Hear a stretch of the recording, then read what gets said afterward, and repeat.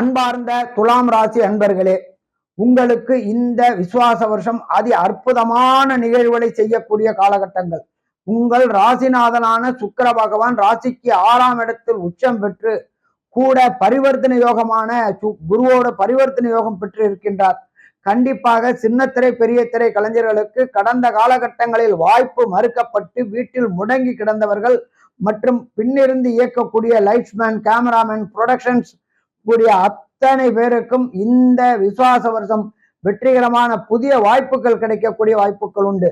அதே போன்று கம்யூனிகேஷன் துறையில் உள்ளவர்களுக்கு ஏர்டெல், ஜியோ மற்றும் மற்ற துறைகளில் உள்ள கம்யூனிகேஷன் துறையில் உள்ளவர்களுக்கும் இந்த வருஷம் வெற்றிகரமான வருஷம் என்று சொல்லலாம். ஹோட்டல் தொழில் நடத்தக்கூடிய இந்த துலாம் ராசி என்பவர்களுக்கு கடந்த காலகட்டங்களில் வியாபாரம் இல்லாமல் முடங்கி கிடந்தீர்கள். அந்த முடக்கத்திலிருந்து வெளிவரக்கூடிய வாய்ப்புகள் உண்டு.